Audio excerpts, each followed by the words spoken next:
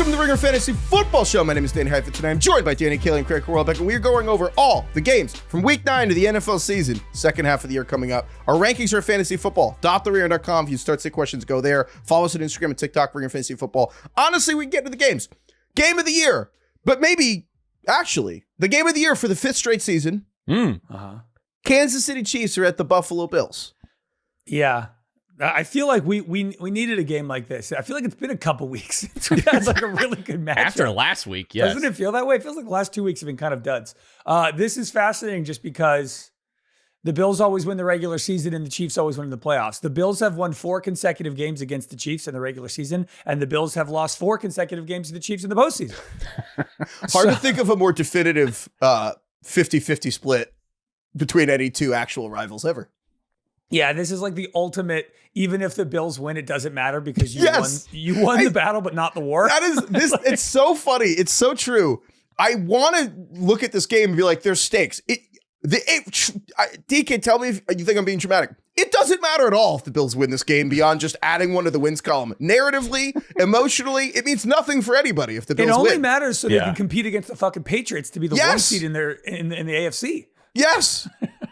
Yes, seeding does matter for sure, but yeah, I mean, you're absolutely right. This is just, even if they win, it's going to be like, well, we still need to prove it when it actually matters. So, I don't know. They still can definitely, I think the one maybe moral victory in addition to an actual victory here is that the Chiefs are really kind of on fire right now, it feels like, in terms of their offense is coming together. Patrick Mahomes has been more decisive and explosive with the football over the last few weeks than we've seen in a long time, it feels like. So they are starting to turn into this Death Star that they were a couple of years ago.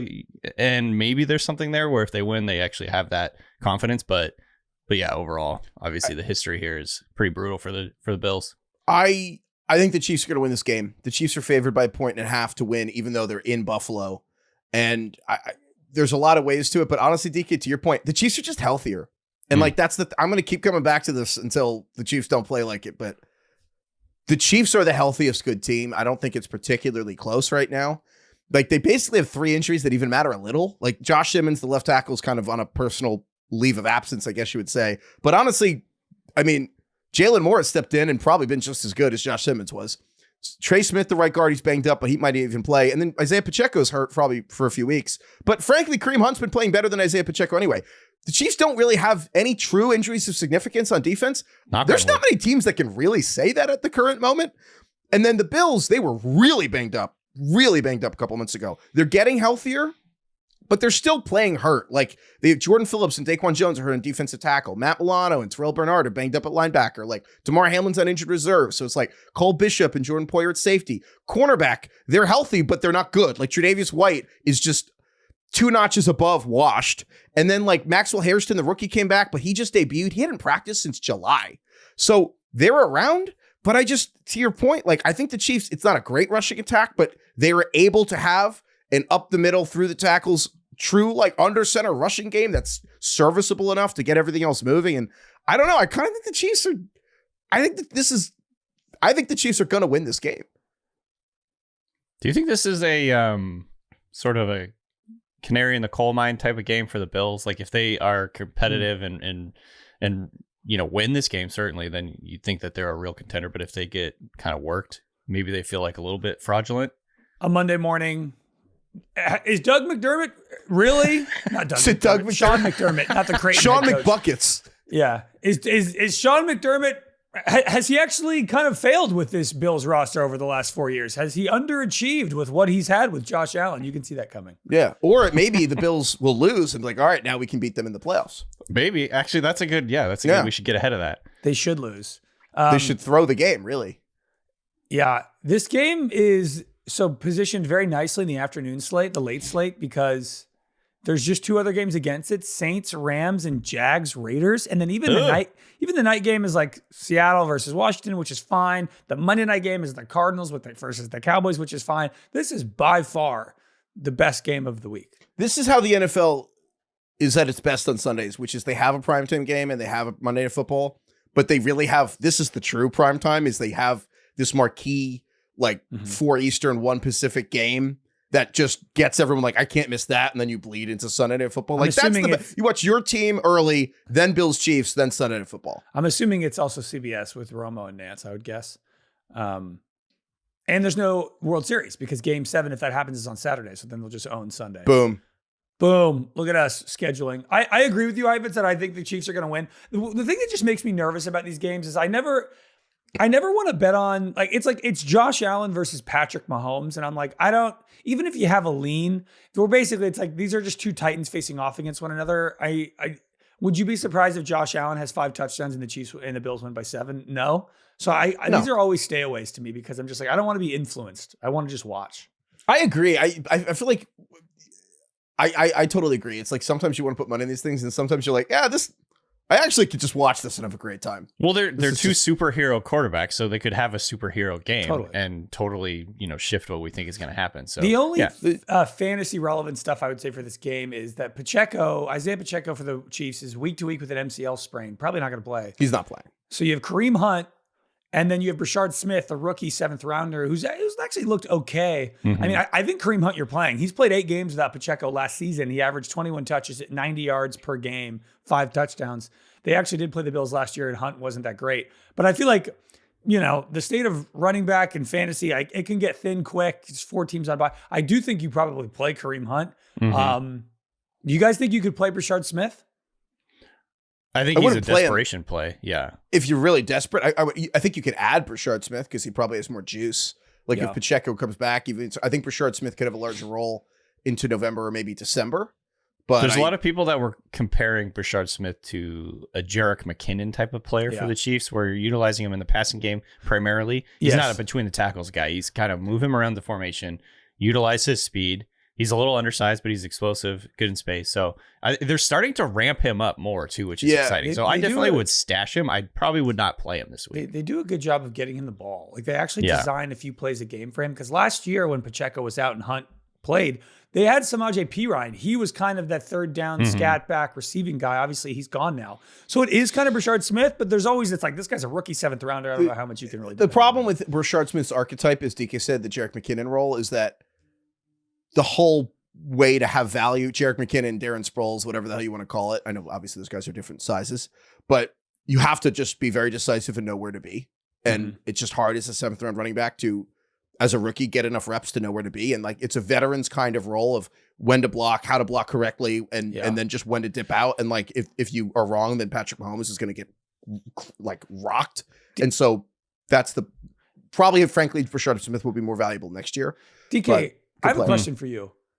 So obviously, like saying Brashard Smith is a 7th round rookie is a demerit, right? It's like, oh, he's a 7th round rookie. It's going to take a while to get started. But as Heifetz was just outlining, a lot of it's mental, right? A lot of it is like, you got to know where you're supposed to be. And is it possible that a lot of these guys who go later in drafts, the reason why they go later in drafts is not because they're not mentally capable, it's because they're actually less physically capable and they don't have the spark score, the combine, the explosiveness, all that stuff, like the raw size. But in reality, it's like, is Brashard Smith as likely to pick up on the offense as a 1st rounder would be? It's just the physical side that he lacks.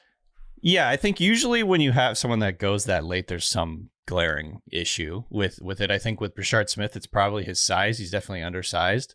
And he went to SMU, so not a big time program necessarily. He's 194 pounds. But yeah, I mean, I think he is kind of just a tweener. He's like half receiver, half running back. These types of guys tend to fall when they don't have a very clear-cut role in the NFL.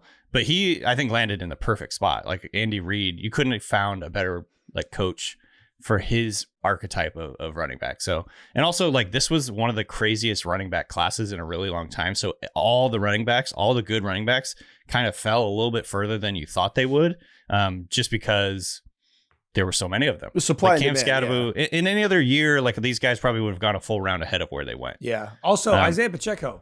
Yeah. 7th rounder. So generally speaking, I would say the fact that he's a 7th rounder doesn't probably have anything to do with like his mental acuity. It's more just like he's small and, he's not like a physical between the tackles type of banger. He's a more niche type player. So rest of the slate here, I think the best game in the early window Craig, I hate to say it, but the Colts are playing the Steelers. Yeah. I'm nervous. I'm nervous about this one, Jim. I think you should probably bet like an alternate spread that the Colts win by like 14 and a half, set 8. Really? And a half. I feel like this is a classic. The Steelers actually pull this one out because this is like the classic. Everyone's seen the Steelers kind of look like shit on Sunday Night Football. And just as when you're ready to write off the Steelers, then they go and beat the 7-1 Colts. I just feel like I've seen this in a different version of Tomlin for like 15 years. I guess. I just think the defense is the worst it's been in a really long time. It's not this. It's like the silk curtain now. I want to do. I want to do these back and forth stats, or I want to give you a Colts stat and a Steelers stat back and forth, just to show you the disparity in what the Colts are doing on offense versus what the Steelers are doing on defense. These are all from Rich Rebar at Sharp Football, who's great. I love Rich Rebar stuff. The Colts, 3.46 points per drive, are the second most by a team through 8 weeks of a season, only trailing the 2007 Patriots. Oh, my God. And the Colts lead the NFL in success rate per play on offense. The Steelers are 29th in success rate on defense. The Colts average a league high 41 yards per drive. The Steelers are allowing a league high 38 yards per possession on defense.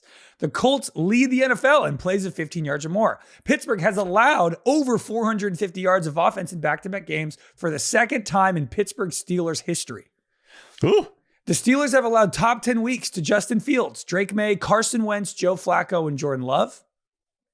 So while I do agree with you that the Steelers are a classic play up and down to your opponent team, I think the Colts are going to score 30 points. I was going to have the same analysis here. Basically, how many points can Aaron Rodgers score? I do not see how, obviously anything can happen in the NFL. I don't see how the Steelers keep up with the Colts in this game, with the way that the Steelers defense is playing and the way that the Colts offense is playing right now. Literally has to be TJ Watt strip sack and Jalen Ramsey forces a fumble. Yeah, like weird stuff. They need to get 2 turnovers. Right. Probably, minimum. And what makes that difficult is the Colts haven't really been turning the ball over, and Daniel Jones has not really been taking very many sacks. So that's why they've been such a wagon, is like they just take care of the football. They create explosive plays. They have playmakers all across the field.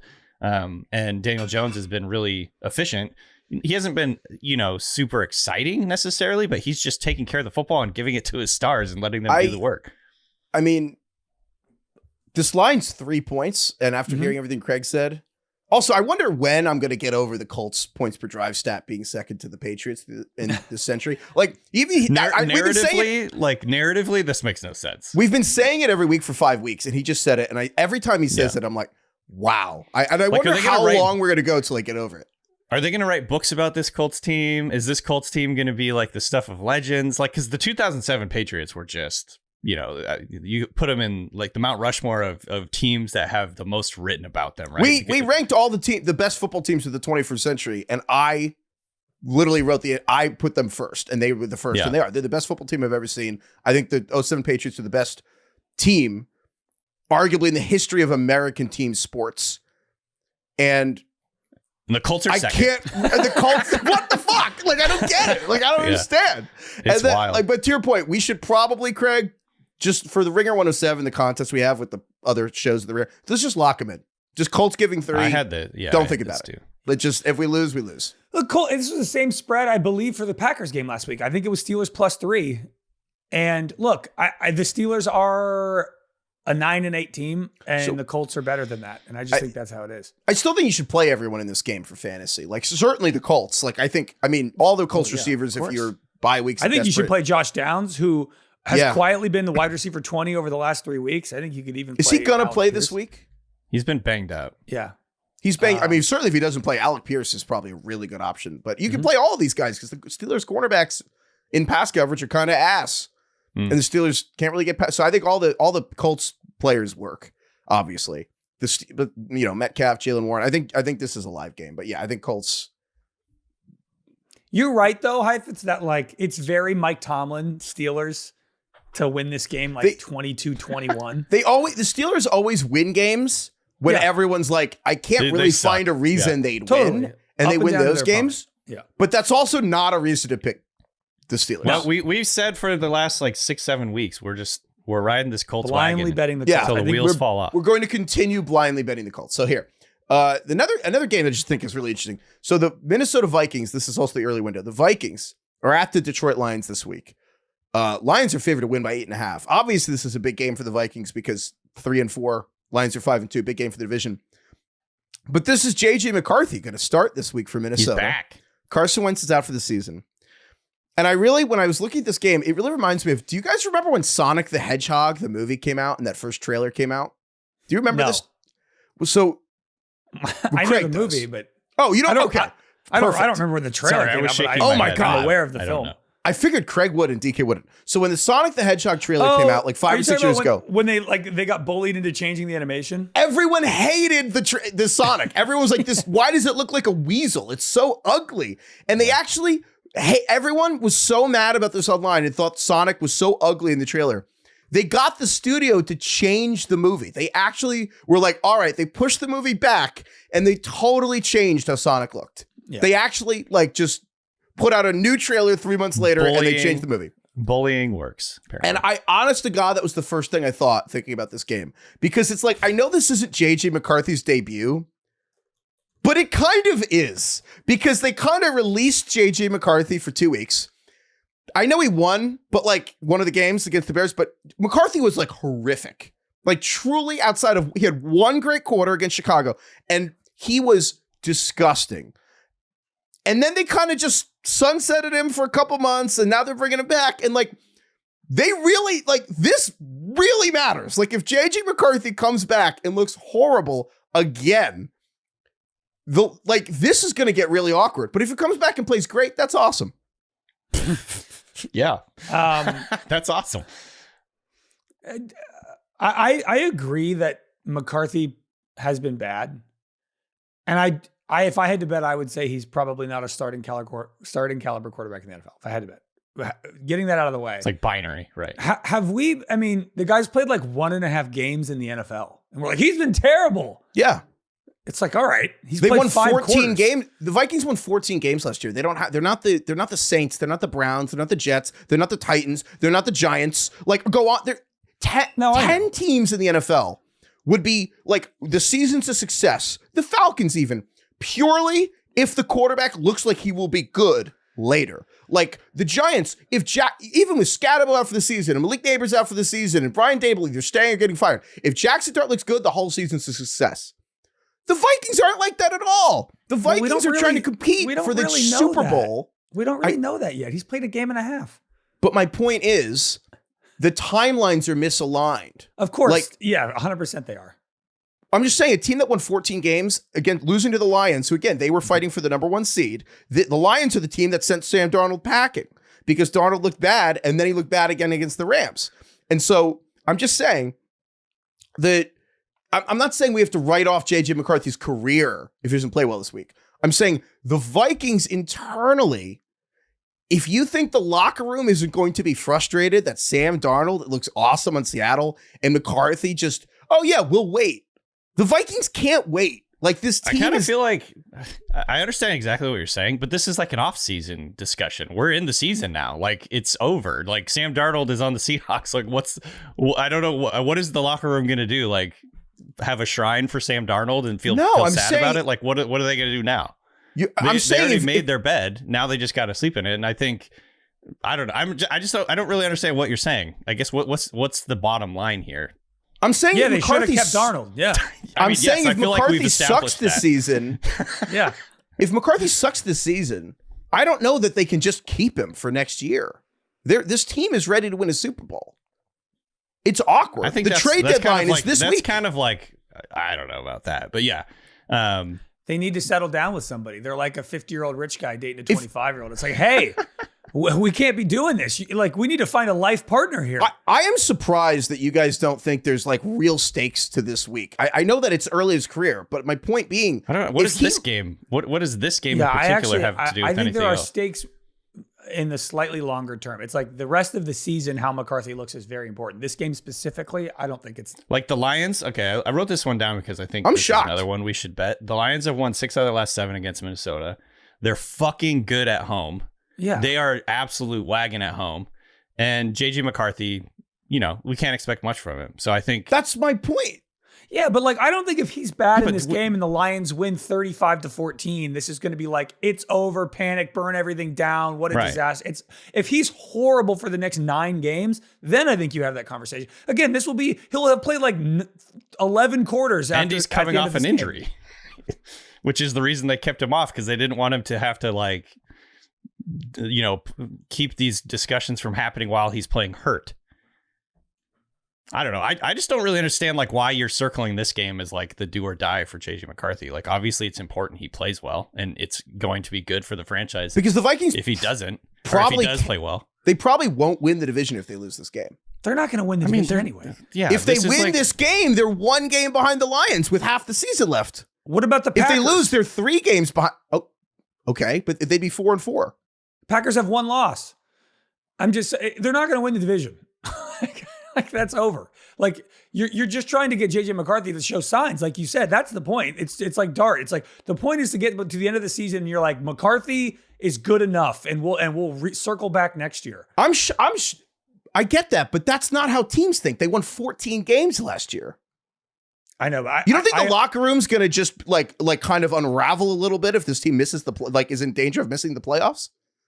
I mean, I don't know. I don't know. Do you think they unraveled last year when Darnold collapsed after winning 14 games? Well, they missed the play. When they lost in the playoffs, you lose, you leave, you go home. I don't know. All right, maybe we just disagree. You realize that the Vikings don't really understand what your point is. Are last in the division. They're in an incredibly difficult spot. I guess their defense hasn't been very good either, by the way. Maybe I'm not making my point well. I guess all I'm saying is there is a tremendous pressure on JJ McCarthy to play well very quickly. And the whole thing of, well, he's a rookie. That isn't good enough. He has to, if he doesn't play well this next 2 months, he just might not get a shot next year to be the unquestioned starter. He will probably be competition at best. But I think that's kind of clear. Yeah. I don't disagree with that. But he's got Lions this week and Ravens next week. It's like, good luck, kid. This game is like do or die for JJ McCarthy. Yeah, if they fall to 3-5 with the Ravens next week to 3-6, you don't think it's like that's big stakes? They're 9-point underdogs every on game the road is big against stakes. the Lions. Like I know. But I'm saying to win this game? No, I'm saying the flip side. I'm saying I guess I'm just shocked. I thought this was like a pretty mainstream. If he comes and wins and beats the Lions, that's also incredible. I think this is a huge game for him. But like Craig said, they're 8.5-point dogs. Wait, are they? We've been joking about them making up an injury to hide him.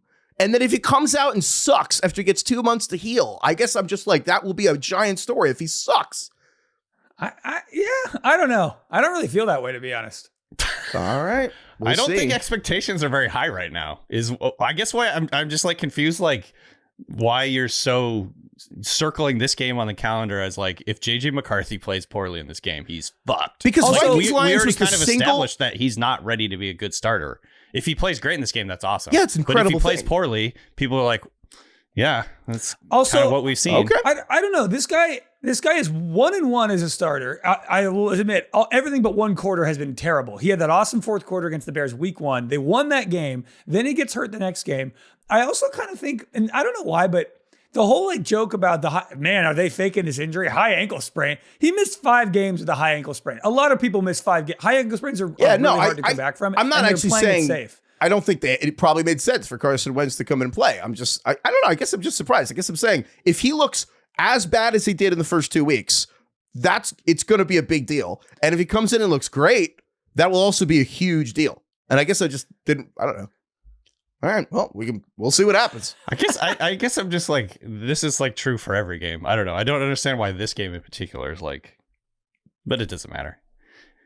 I think we can move on, probably. All right. Well, I like the Lions in this game.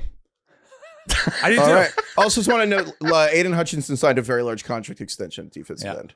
So Lions have just paid all the good players they drafted. The next game here, speaking of quarterbacks in the NFC North that are easy to argue about from the 2024 class, the Chicago Bears are playing the Cincinnati Bengals this week. This is kind of a fun game, I suppose. Caleb versus Joe Flacco. Is Flacco playing? Flacco has an AC joint sprain in his throwing shoulder. They've kind of described him as day-to-day, but I don't love the idea. He didn't practice on Wednesday. I don't love the idea of a 40-year-old with shoulder pain in his throwing arm quarterbacking your team. Zach Taylor called him 50-50 to play. Yeah. I would be very worried if I had Jamar Chase or T. Higgins, to be honest. The Jake Browning stats with both those guys, he's been worse for T. Higgins. T. Higgins is like borderline unplayable with Jake Browning. And Chase and Jamar Chase has been like kind of boom or bust. He had 2 games of over 25 and then 2 games of under 7 fantasy points. So, I mean, the Bears is like the wheels up. You're playing everybody who plays. The only problem with the Bears is they're all banged up. Like every pass catcher. DJ Moore's got a groin. Rome Odunze has a heel. Zacchaeus his knee. Luther Burden has a concussion. Komet is limited with a back injury. We talked about Loveland on the Monday episode. Colston Loveland, their rookie tight end. I don't know. I would say if you wanted to take a shot this week, playing Loveland with depending kind of like on how beat up this wide receiver room ends up being by Sunday, tight ends have a league high 31% of the targets against the Bengals this year. So if you're kind of like got a couple guys who are beat up, tight ends are on bye. I do think Loveland's playable. Do you guys agree? Or worth a shot? I think if Komet doesn't play, he's definitely worth a shot. I agree. Yeah. I think if Komet plays, then they're probably going to go back to this like frustrating, combination where they're both playing and Komet is kind of the number one. I know I keep waiting for Loveland to break out. I still think he has a chance to do that this year, but it kind of feels like a lost cause a little bit at this point. If Komet plays, though, you're right. It's a gamble. But if Komet misses the game, it's totally reasonable. I would add him even if you don't want to play him in case Colston Loveland has some awesome game. All 4 of those wide receivers that I mentioned, Moore, Odunze, Zacchaeus, Burden, none of them practice on Wednesday. Ugh, jeez.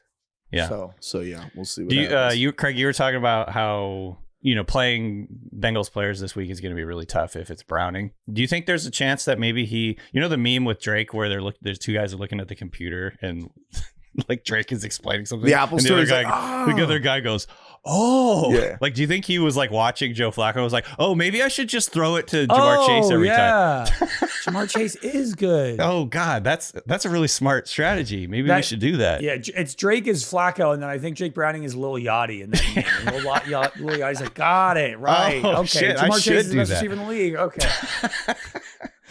There's a chance that happens, but probably not. Heifetz, do you think if Caleb Williams doesn't play well, there will be outrage in this game? Akin to if JJ McCarthy doesn't beat the Lions?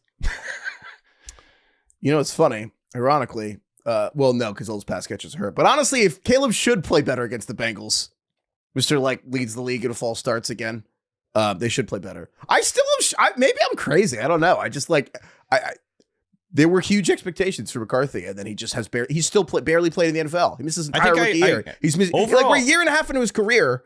They tried to play him like the whole time, and he's played 2 games.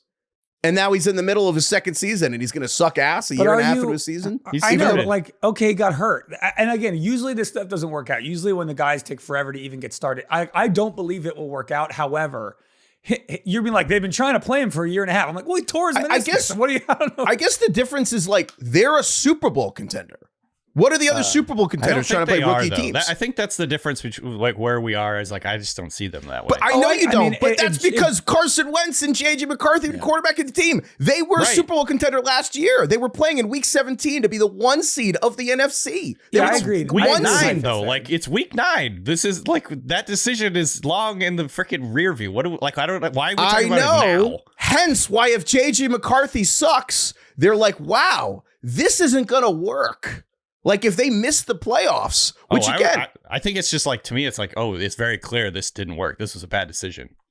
Like it's already extremely clear. Well, maybe from your distance as a podcaster, it's like to the Vikings when you're staring down this Lions game and the Ravens, you can go like the next 2 weeks is the difference between 3 games under 500 or over 500. It's a massive stretch. They totally can make the playoffs if they win these next 2 games. They probably won't if they go 0-2. Okay. To be honest, I think Heifetz, I think DK and I are just like, our heads are in a different place with Minnesota where we're like, we understand now that because of this JJ McCarthy decision, they are now in a new phase. Like they are, they have a different trajectory now, and they should be thinking about that in a different way. Well, that sucks for them because their entire defense is over 30, except for like 3 players. Yeah, it does. I think we're not, I don't actually think we're like disagreeing on the facts. I think it's more just like Heifetz is really worked up about this, and Craig and I are like, yeah, I mean, they're just not as good as they were fucked last year. up. They made the wrong call. Like they should have obviously kept Darnold. Totally. Or fucking Daniel Jones. Super hard decision. They took JJ McCarthy in the first round, had no idea Sam Darnold was going to be awesome. I'm not saying Daniel Jones was on their fucking practice squad. I'm not saying he's going to suck. If Jake McCarthy looks good, that matters too. I just think I don't know. I just think him coming back after 5 weeks in the middle of his rookie season, like if he looks great, that's a huge deal. And if he does, like the Lions are weirdly great, really high in defensive DVOA. I'm just like shockingly high. I'm like, let's see how he is over the next 2 months. I'm not like this Lions game means everything. Right. Like to me, the expectation is they're going to get worked. If they play well, that's great. Yeah. And maybe then I'll change my opinion of what this team can be. That to me is sort of like the turning point here. All right. Well, we're not really done with quarterbacks that are Rorschach test here because the Broncos are also at Houston this week. Texans are favored to win the game by 1.5 points. I mean, this is obviously CJ Stroud, Bo Nix, both. I mean, Stroud and Nix both awesome rookie years, and then Stroud had his sophomore year dip. Bo Nix was kind of having one fantasy-wise, unbelievable. Like obviously, 33 points in the fourth quarter against what team was that? I don't remember. I think it was like the Saints or something. The Jets, Eagles. I don't know. Yeah, Bo Nix, must have been some dog shit franchise probably. Yeah, that was crazy. Yeah. The 33 points in the fourth quarter, and then last week, obviously, the Broncos shredded Dallas. But they're going from the worst defense in the NFL in Dallas to now they're playing Houston, which is Houston's allowed the fewest points per game. Houston's allowing the fewest points per drive. Like they just, again, not many teams are good at all 3 levels of defense. The Houston's kind of great at all 3 levels of defense. And the Broncos are also top 5 defense. You know, the Broncos, but we'll see because Pat Surtain, literally defensive player of the year, is out for probably like a month.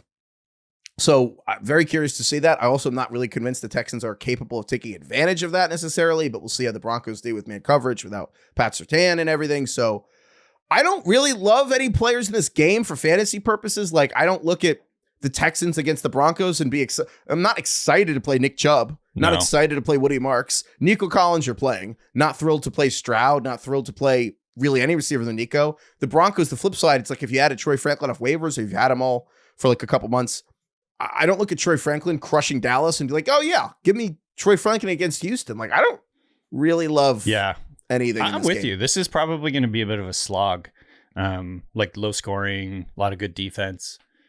Do you even feel good starting Nico at this point? Like I don't even feel good starting Nico. I feel good starting him because his name is Nico Collins. Yeah, but everything else we know about him this year, I'm like, the odds tough. You have someone that you will feel okay about playing over Nico Collins is very low. But beyond him, I'm like, you'll probably still play Courtland Sutton, which is fine, but like that's a little scary. But then even J.K. Dobbins, it's like you'll probably play him, but you don't feel great about it. And that's kind of it. Like you shouldn't play R.J. Harvey after 3 touchdowns. I think I'd rather play 8 snaps. I think I would rather play Woody Marks in this game than Nick Chubb, just because it feels like the Texans will probably be playing from behind a little bit. The Broncos, I don't know. I think the Texans are a better team than we've been giving them credit for, just because on offense they are hard to watch, but their defense is elite. And then the Broncos, too. I think they're another team where I don't really know what to make of them. Obviously, their defense is really, really good. And maybe the fourth quarter comeback against the Giants was the turning point for them. But to me, that was the team, the Giants. I just don't really know what to make of the Broncos. I think they're really good, but I don't know. What do you make of the Broncos, Craig? Do you think they're good? Do you think they're like a real contender, or are they just kind of feasting on their defense? I think you're banking on like Bo Nix kind of putting it back together. I think Bo Nix has been really erratic this year. Yeah, I think the deep ball stuff. He has like moments of he's like. Nah, actually, I won't make that comp. People get really upset. But say it. He's basically like the best version of what Tim Tebow was right now, where it's like, oh my God, he's like all over the place. But in the fourth quarter, he can put things together and pull shit out of his ass. Crazy. I would never even say that. That's wild. The only reason I said that is because there have been some like fourth quarter heroics out of Denver this year that has kind of like eked them into a few wins that they probably didn't deserve. But obviously, Bo Nix Craig has a poor memory of the Tebow experience. Yeah, you just remember the Steelers game. In style of like, it looks bad for 3 quarters and then they pull out the win. Obviously, Bo Nix is 100 times better than fucking Tim Tebow. I think Bo Nix is really good. I thought I was the most negative Bo Nix person, but that's like... Your take, Purge, is that he was going to be better than Drew Brees. That was supposed to stay in the Purge. You're right. It's actually on me. I can't pull that out. Wow. It's like, I don't actually remember that. I'm just saying, I think the Bo Nix thing, I think everybody was so high on Bo Nix coming into this year, including myself. And I think we've all just kind of avoided talking about it for 8 weeks because he's kind of been pretty mediocre. Well, he's had 8 touchdowns overall to 1 turnover in his last 5 quarters. Right. So that's pretty He's been amazing. He's been absolutely 8 touchdowns in his last unstoppable in the last 5 quarters. I think this is also what is he, like the number 1 or number 2 quarterback the last 2 weeks? This is the hardest thing. Is like, hey, that guy who scored 75 fantasy points in the last 5 quarters, like, yeah, bench him because Texans. But they played the Giants and the Cowboys. Like, I know, and I just, it's hard because he can run to be like bench him. Like, I don't want to tell people to bench Bo Nix. No, you're not benching Bo Nix. I think not. But it's like, dude, you look at what he did against the Jets, against the Eagles. They had a terrible game against the Chargers. Week 1 they were awful against the Titans. There have been a lot of duds, I feel like, offensively for Denver. Am I wrong in thinking that this team has like struggled to kind of put things together consistently? Absolutely not. Absolutely not. I think especially relative to expectation, and especially if you take out this last 5 quarters. Just take out the one Giants quarter. Like, just get rid of that quarter. He's been pretty disappointing. And take out the Cowboys, who are the rainbow strip. It's been pretty mediocre. Well, and that's what I was saying coming into the season. Everybody kind of looked at me like I was a hater, but like, this is what happens when an off season happens. Coaches have a lot of extra time to go and look at what these quarterbacks do well, what they have as sort of their fastball, what is it they feel most comfortable doing, and then you go away and you go and you take that away from them or make it harder for them, and then all of a sudden you have to see these quarterbacks evolve and show that they can, change and get better at different things. And that's like why we have sophomore slumps all the time. That's why it's a fucking expression, sophomore slump. Like, it happens all the time. And so I think people were kind of looking at me like I was a hater because I was thinking, and also I think they're, playing a little bit harder schedule and all that stuff. So, but I mean, overall, like, you cannot say anything right now because he's looked incredible the last game and a half or game and a quarter. So we'll see kind of like where he goes from here. Like, if he looks really horrible in this game again, like, then I think people will start talking about it. Yeah, it's a huge game. If he looks horrible in this game, it's a huge, really, the Broncos are a Super Bowl contender. And, if he looks horrible in this game. it's so funny because you're not wrong. Like, the NFL is very much a week-to-week game. And people overreact every single week. So you're not totally wrong, but I just think it's so funny to be fixated on that. But the Dolphins, just like the trade deadline's in 2 days. Like, after the Broncos game, are first in their division. I don't know. It's a huge game, for Bo Nix. Versus last in their division. I do think. That's where the last in the division matters because they're supposed to be good. That's the thing. The Titans suck. We knew the Titans would suck. The Vikings are supposed to be good. Well, I don't know if we knew that. We didn't know if JJ McCarthy would do that. I know. That's the problem. You're right, DK. We're not even disagreeing. We're just. I know. That's the thing. Like, you can still do something about confusing. I'm confused. I think this game, the Denver-Houston game is like one of these. I'm waiting for CJ Stroud to beat a good team. And, they beat the Niners last week. I honestly, if you look at the Texans, I don't think they've beaten a good team since week 5 last year. Like, this year, they beat Mac Jones and the Niners. They beat the Ravens without Lamar Jackson. They beat Cam Ward. Those are their 3 wins this year. You go back to last year, literally, week 17, they beat the Titans. Their last win before that, they beat the Dolphins. Then they beat the Jags. They beat the Cowboys. They beat the Colts last year, who were not good. They beat the Patriots in week 6. Their last week 5 against the Bills was like the last time they kind of won a good game. That's really true. I mean, you're right too about the Texans beating the Niners. Like, I know they had the ball forever in that game. I know maybe Texans fans will listen to this like we're just discounting everything they do. And to be clear, I love CJ Stroud, and I think Stroud gets criticized like way too much. In him. He's working. He's doing great. But overall, I agree, Craig. I was going to talk about Giants-Niners later, but we might as well talk about that Niners win last week for the Texans now. The amount of players the Niners have lost is like incomprehensible. Like, the amount of players that are hurt on that team.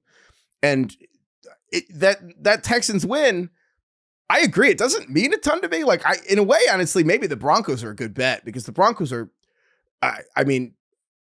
similar. I probably, honestly, you're right, Craig. I think the Broncos are probably going to win this game. Now that I really think of it. Although the Texans defense is always going to keep them in it. It is. I just would love to know when's the last time the Texans won a game as an underdog outright. Man, it's a good point. This is this is kind of getting back to just this whole discussion we've had today, but it's so hard. The NFL is so hard because narratively it swings so strongly week to week. And for these teams, opponent matters so much. Like, Craig, you're talking about they haven't been a good opponent in a long time. Like, I was kind of excited about seeing the Texans actually play well on offense last week. But ultimately, like, I don't know how much it matters because, the 49ers don't have any of their good defenders. Look at the way we're talking about Bo Nix. Yeah. You guys are like, we're all so high on Bo Nix because they played the Giants and the Cowboys. And so it's like, well, it's so hard. It's that was the first thing we said. It's so hard not to overreact week in and week out. I'm just saying a big picture thing that it is very hard to stay even keeled as the season goes along because every week it's like either a disaster or fucking the context we're unbeatable. The context of who teams play is the most important thing. And that note, can I just read the Niners injury report? Because the Niners are playing the Giants this week. But I think it's connected to this because to your point, because again, it's like you don't want to take anything away from Houston because they still have professional football players out there for San Francisco. And sometimes like getting in rhythm helps and you build momentum and you carry it to the next game. And we have said that Houston can't block, they can't run, and Houston had the most time of possession a team's had in the first half in 15 years. Having said that, can I go through the fucking injuries the Niners have? Because they're playing the Giants this week, and it's like, it's the same thing. But the last week, with whether Houston win, it means anything versus the Niners versus the Giants this week, I'm telling you in advance, I don't want to bet on Niners-Giants for Ringer 107. I don't want to do it because this is one of the longer injury reports I've seen, even longer than the Bucs. The Niners are destroyed. And even just as much as the previous 2 times they've been destroyed the last 8 years, like Brock Purdy obviously has this turf toe thing. I don't think Brock Purdy plays this week. The turf toe, I just really doubt it. But Mac Jones, the backup quarterback, is playing through a PCL knee injury that you can really see he's in pain throughout the game. Like you could just see it. And then he has a PCL injury. Dom Pooney, I never always get his name right. Dom Pooney, the Puny? right guard. Yeah, Puny. Well, Puny just is funny thing for offensive Puny, lineman. like he's like tiny. I call him, Puny's just, there's no way he goes with Puny. It's Puny. Maybe it's Puny. I actually don't know. It's Dom Puny. But he also has a PCL injury. He's also been playing through since August. Him and Mac Jones both hurt their PCL in August. He's playing through it. The center, Jake Brendel, has a hamstring injury. Trent Williams, clearly not healthy at left tackle. Juwan Jennings, the receiver, playing through the multiple broken ribs and multiple ankle sprains. Ricky Parasol, knee injury, still not back. Brandon Ayuk, not even practicing yet, halfway through the season. George Kittle just got off injured reserve.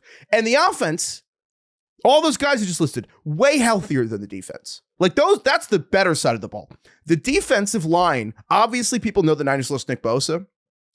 There are 6 other defensive linemen that are hurt after Nick Bosa. Like the edge, like Bryce Huff, Yetur Gross-Matos, like Alfred Collins, Jordan Elliott, defensive ends, defensive tackles. They've been obliterated. The only guy that's left that's healthy on the Niners line is Mikael Williams, the 11th overall pick, who's kind of sucked. Been super underwhelming. Well, he's just his role is like stopping the run. Which you can quibble that's maybe not worth as high of a pick as he is, but yeah. Well, the Texans ran all over them. And so, and look, it's not an easy position for him to be like, hey, you're the only healthy guy left. That there's no position to succeed. But the Niners they traded for Keon White from the Patriots this week. And they signed Cleveland I like that Farrell. trade for them, by the way. Yeah, that was smart. Keon White was a South Florida, right? For 28th pick or something for the Patriots, or I forget what round, the second round. But then they also signed Cleveland Farrell, who was like the most overdrafted player of the last 10 years. But those guys might play. Like, that's my point. Cleveland Farrell, who just signed with them 3 days ago, might play in this game. So overall, one, don't want to bet on the Giants, but also that is what Houston ran on last week against, you know what I mean, the Niners. Like, they're down 7 defensive linemen and Fred Warner, the linebacker. Keon White went to Old Dominion and Georgia Tech, for the record. Come on, Heifetz. Knew that sounded wrong. You gotta know that, dude. The other thing is, I looked it up, and this is great because on some team websites, they actually have the guys just say their name and they record it, and then they put it on the website. It's Dominic Pooney. Dude, also, I wasn't sure. Oh, you're right. He did go to Georgia Tech. Cleveland Farrell kind of forgot that he was the 4th overall pick. I know. That's the worst pick to the Raiders. Quietly, you know what's so funny? 4th. That's why teams take crazy athletes high, because when you take a crazy athlete and it doesn't work, they're like, yeah, it must have been his fault. When you take a guy that's not athletic at all and sucks, you're like, what the fuck were you thinking? Yeah. Craig, who was the guy that the Steelers took back in the day? Jarvis Jones? Was it Jarvis Jones? Yes. And he was like famous because he was one of the least athletic top 10 picks we've ever seen in the world. Yeah. Was 17th in 2013. Yeah. Turns out it didn't that did matter. So anyway, Also, the Steelers took Bud Dupree. Didn't really work out. I know. Well, there's a long litany of freaking just early round busts at defensive end. It's like, I think that's got to be one of the harder positions. You take Are the athletic people Steelers and the just most hope. incompetent, competent franchise or the most competent, incompetent franchise? That's a great question. Incompetent, competent. It's a great question. They Because are the most incompetent. They're competent because they win 9 games every year. Of all the competent franchises, They're the most Steelers are incompetent. the most incompetent. That's Yeah, I true. think that's right. It is funny because, Craig, we always What a stupid team. praise the Steelers for their continuity and always sticking with guys through thick and thin. Is that a good thing to do? Maybe it's not actually a good thing to do. Not that I'm saying they should fire Tomlin in particular. I'm just saying, like, we always talk about how they've had 3 coaches since the Nixon administration or whatever. And it's just like, maybe that's actually not the best way to do it. I don't know. Yeah. So anyway, I don't know if you guys have anything left on Broncos Houston, but Niners Giants, like, that was also just my Niners. We can't bet on this game. I don't know what to say. Do you think Dart is like a great play in this game? I mean, probably. It's unbelievable. I mean, I'm not out here going to go and defend the Giants' offensive line, but the point is all these guys are hurt and they're playing through injury. Whether they play or not, they're still hurt. Like, and in football, there's hurt and there's injured. These dudes are injured, man. Like, they're playing through injury. They're not just playing. Everyone plays hurt. These guys are playing through injury. Juwan Jennings is playing through injury, and like they're just hurt. Like, and also can't stress enough. The Niners 2020 season, they were the Ravens. They were like the crazy Super Bowl favorite, and the whole Niners season that year ended at MetLife because the Niners had 2 back-to-back games, Giants-Jets, on an East Coast state. And the 2 weeks at MetLife, everyone got hurt. Jimmy Garoppolo and Nick Bosa, and they lost like 8 players from the Super Bowl team, like in September, in these back-to-back weeks.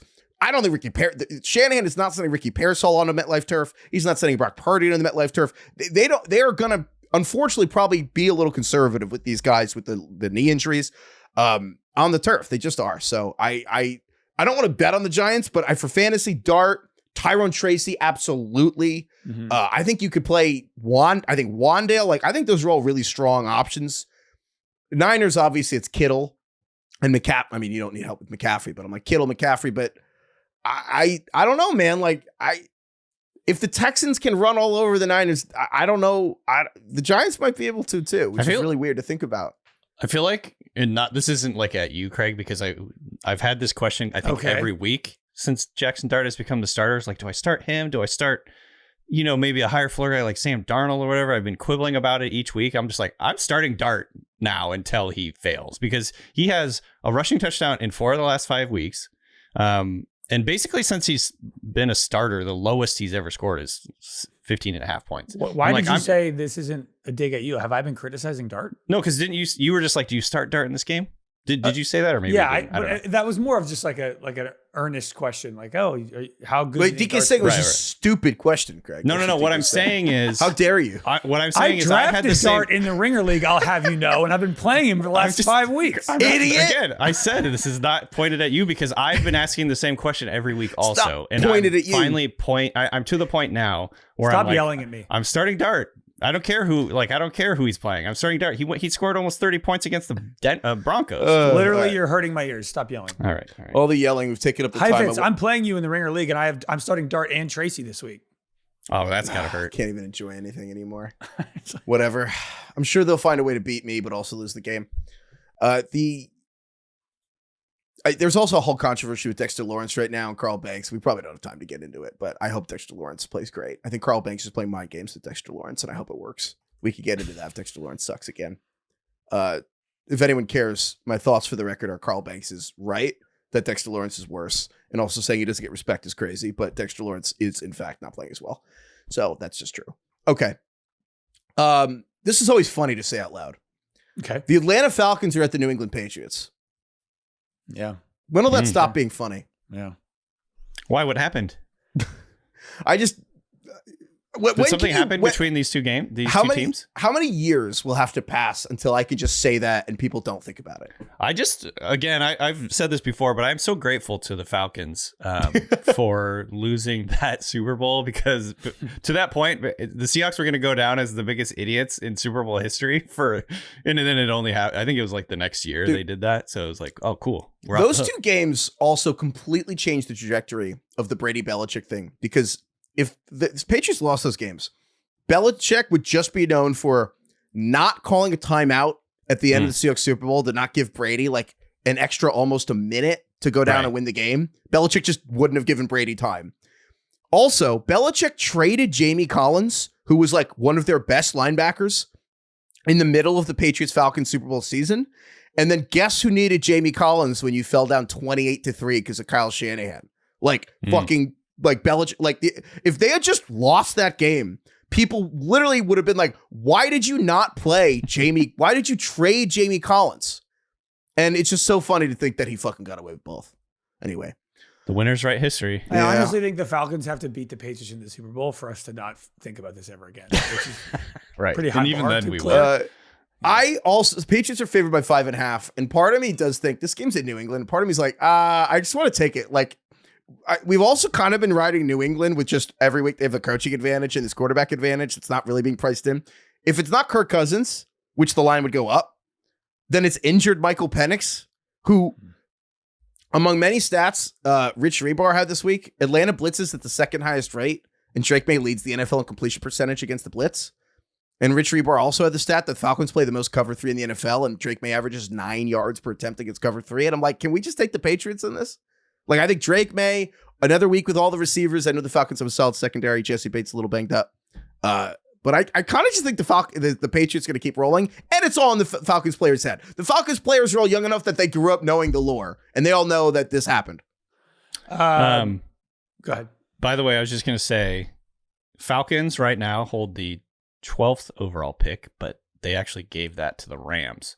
So there's something to remember here as we get into the second half of the season is how many games are the Falcons going to win? Are they good? I don't think they're very good, really. And ironically, like, I think their defense probably is a little bit fraudulent or a lot bit fraudulent after having that whole argument with Heifetz earlier in the year. But yeah, keep in mind, the Falcons gave up their first round pick to move up and get that pass rusher. Well, they took James Pierce, my brain. Yes, who's James having Pierce. a great rookie year. Right. I'm just kidding. He has no sacks. Right. I know sacks aren't everything, but like they're not even playing the rookies that much. So yeah, that's just another thing to keep in mind. 12th overall pick right now. And if they keep losing, obviously, it's going to start to look a lot worse. I also add in Heifetz to this game. Like Michael Penix is banged up. Drake London didn't play last week with a hip injury. He's questionable to play. Kyle Pitts, I think he's fine, but he sat out with an ankle thing.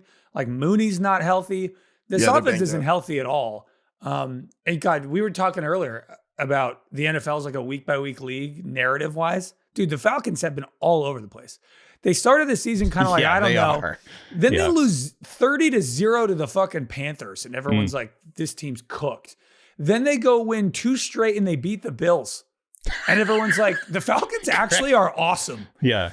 And then they go lose to the Niners and get shit on by the Dolphins. Everyone's like, actually, the Falcons suck again. The loss to the Dolphins is the most like, what the fuck are you guys? What are you? What's your deal? It completely put the Kirk Cousins thing to rest, at least. Like we know now that he's not. Kirk wants to go somewhere and be a starter, Craig. I think to your point though, Craig, if like when I look at the Falcons injury report, and again, it's you never know with injuries, but when I read these names, the people you listed are all like their highest drafted or best players, like Drake London and Kyle Pitts and Michael Penix, like losing Caleb McGarry at right tackle, which because Penix is a lefty is left tackle, blindside. Jesse Bates, like those are their best players that are banged up. Other than Bijan, the best players are hurt. And even Jake Matthews coming back at left tackle, like he's back, but I don't think he's 100% either. So it's not small.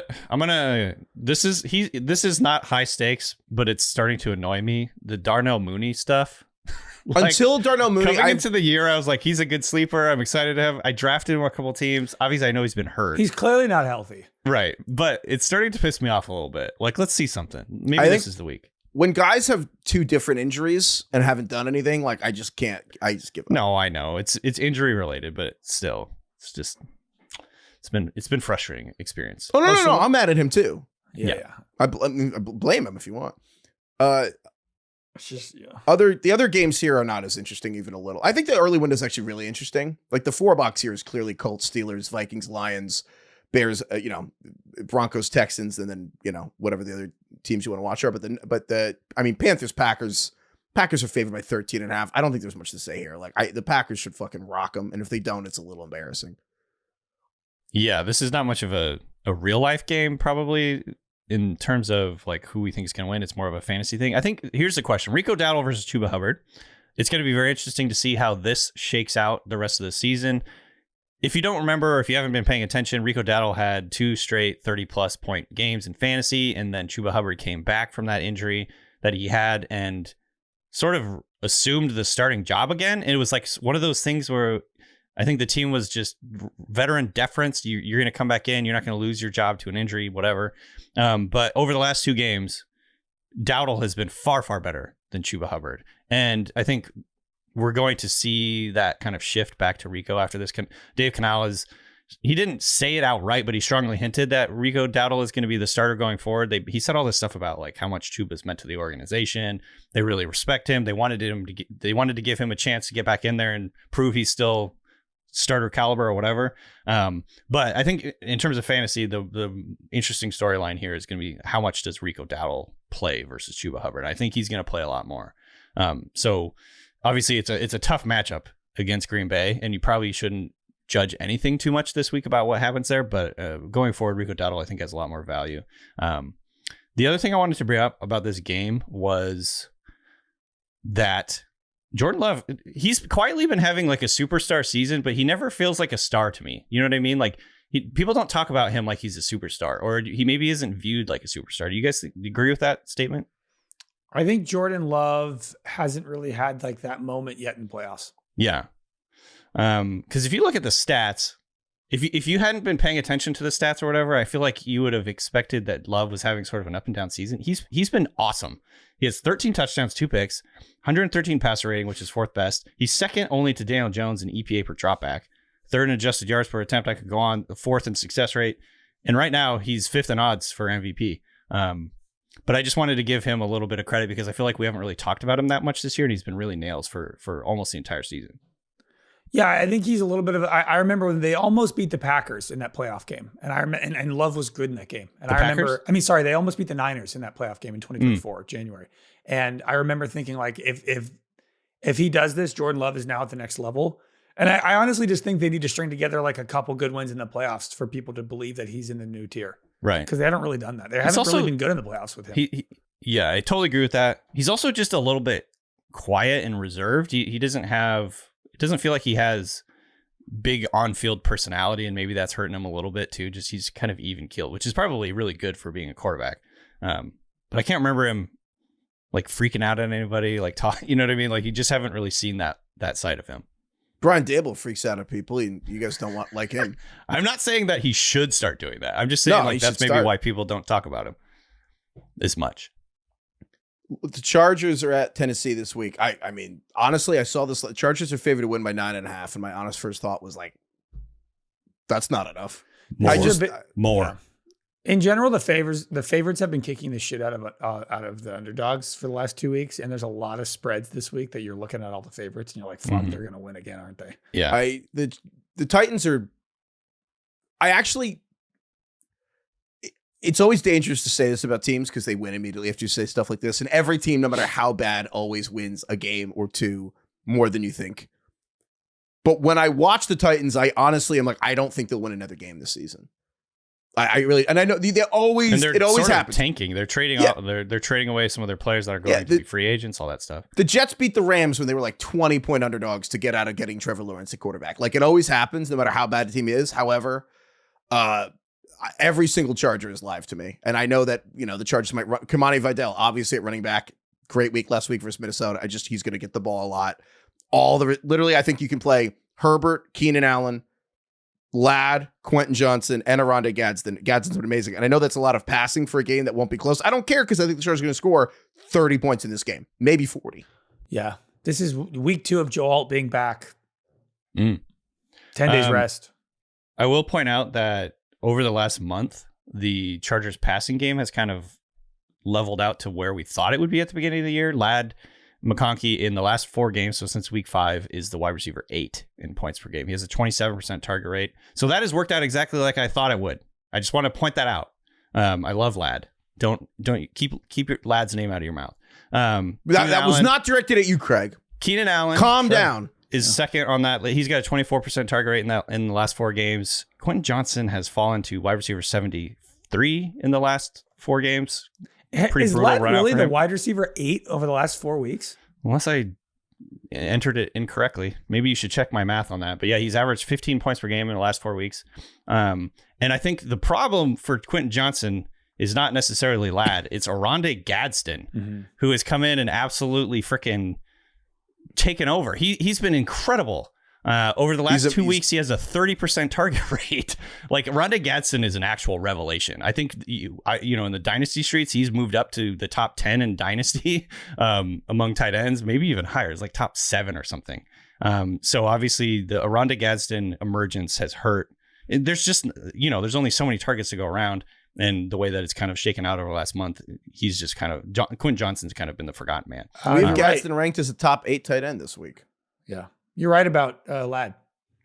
So we'll see how this goes going forward, obviously. But I would say I'd be a little worried to start Quentin Johnson just based on what he's done in the last month. He's also not healthy. 5 points per game. He's not healthy. But Gadsden, I feel like we haven't talked about him. He's pretty incredible. Yeah, he was like a former receiver, went and played tight end at Syracuse. He's undersized, but good route runner, shown good hands, shown the ability to get open over the middle of the field. Unless you're completely desperate, do you play anybody on the Titans? No, right? Probably not. I mean, you could make an argument that one of the running backs as a flex. They're like cannibalizing one another. They're splitting time. If you're desperate. You play them if you have to, but if you have to, that's bad. Right. Sure. Speaking of which, Jaguars are at the Raiders this week. This is another one where I think I'm probably believe a little. Guys are banged up, but I mean, the Raiders suck. So you would want to, if you have to be able to play Travis Hunter. I don't think you have to sit Brian Thomas. We'll see he's questionable or whatever. I think he's probably going to end up playing. I think you play Brian Thomas. Travis Hunter's entirely up to you. I think ETN. You play. The Raiders, man, I think you're in between. You play Genty. Brock Bowers is back. That's the big one. I think you can play Brock Bowers.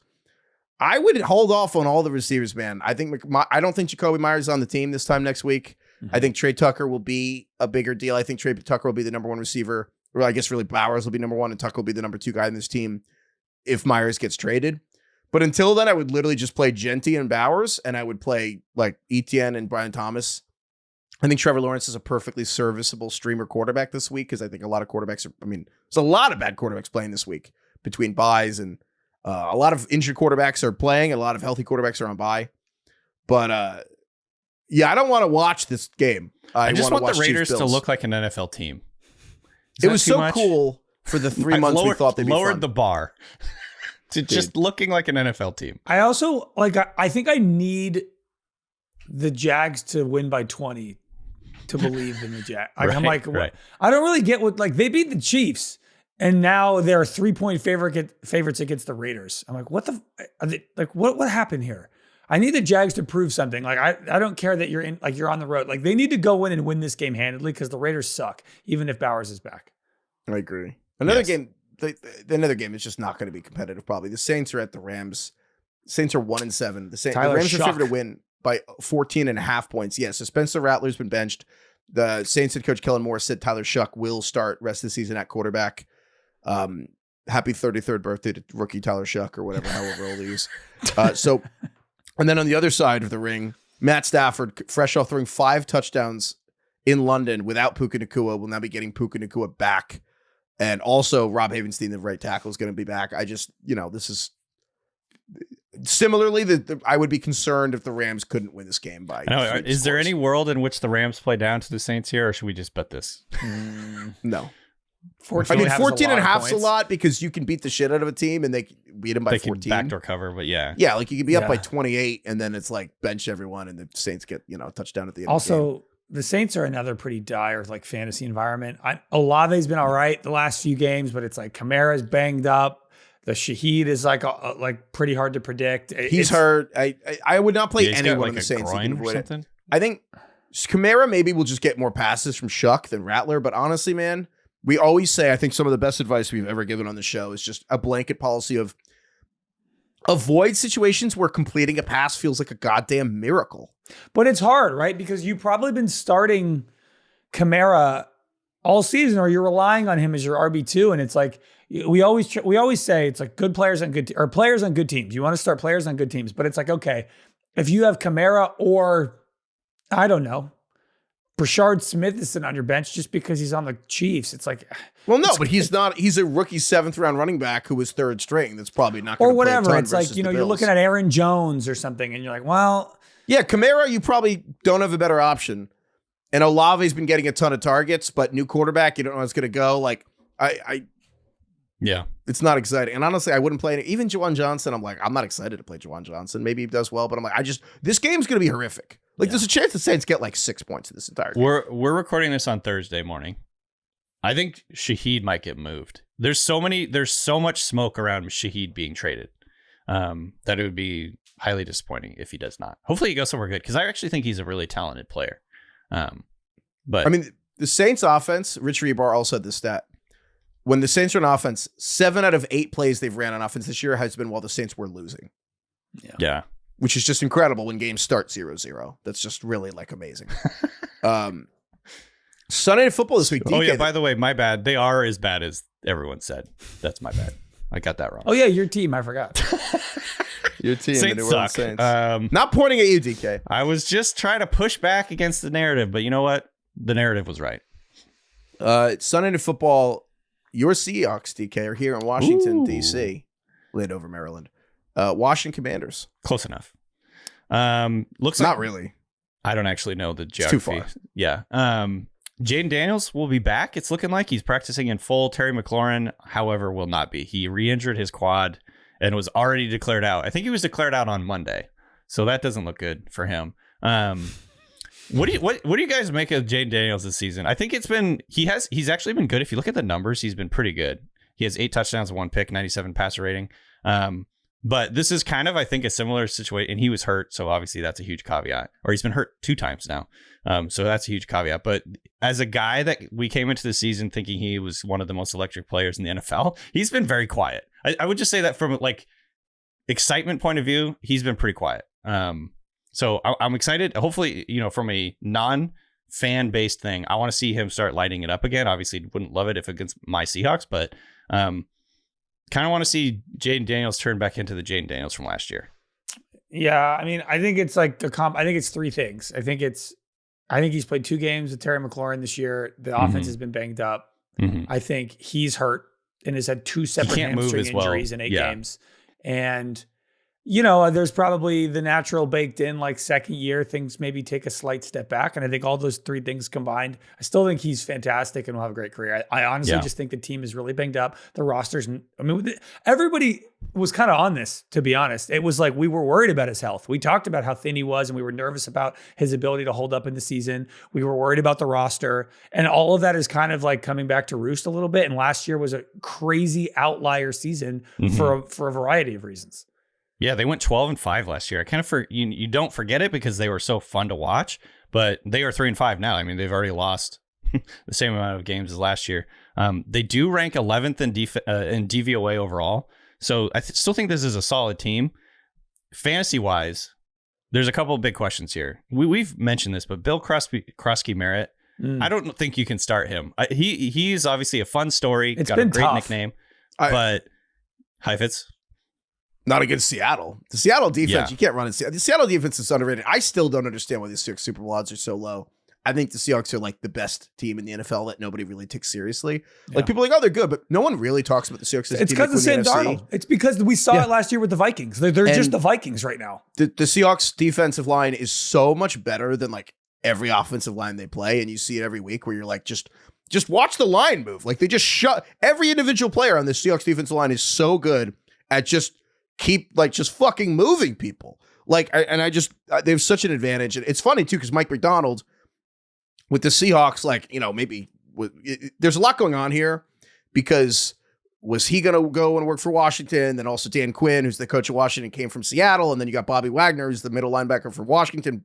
He's like a Seahawks inner circle Ring of Honor guy. You know what I mean? Like Bobby Wagner, like borderline Hall of Fame player, like just for the entire league, but probably frankly going to be super targeted in the passing game in this. Right. That's why I like AJ Barner this week in fantasy. If you're really desperate, of like the odds that AJ Barner is a good game are pretty solid for a guy that doesn't get the ball a ton just because Washington's so bad. But yeah, the defensive line, it's like Washington has the oldest roster in the NFL and they're hurt. And it's like, yeah, it's the defensive line. It's not impressive. Yeah, they're just like, they're an interesting team. for the Seahawks, tough committee running back situation here with Charbonnet and Kenneth Walker. Kenneth Walker hasn't really done much in the last couple of weeks, or the season in general, because Charbonnet has 92% of the runs inside the 5-yard line. Sorry, 92% of the snaps inside the 5-yard line. He's not like doing anything really on the ground, but he gets all the touchdowns, and that's kind of what matters for Charbonnet. So Walker, I mean, if you look at the numbers, he's way more explosive. He's averaging way more yards per carry. But at the end of the day, the Seahawks trust Charbonnet in the deep red zone, and that's probably not going to change. I mean, based on the numbers, that's not going to change. So you can start both these guys. I'm more honest, like weirdly more confident starting Charbonnet just because he's getting the goal line stuff, even though he hasn't really done anything outside the goal line stuff. I feel like the NFL kind of overshot their wad with Commanders primetime games. There's been a lot already. Yeah. Like they had a Thursday night game against the Packers. They had the Monday night game against Kansas City. They had the Monday night game against the Bears. They're playing Sunday night this week.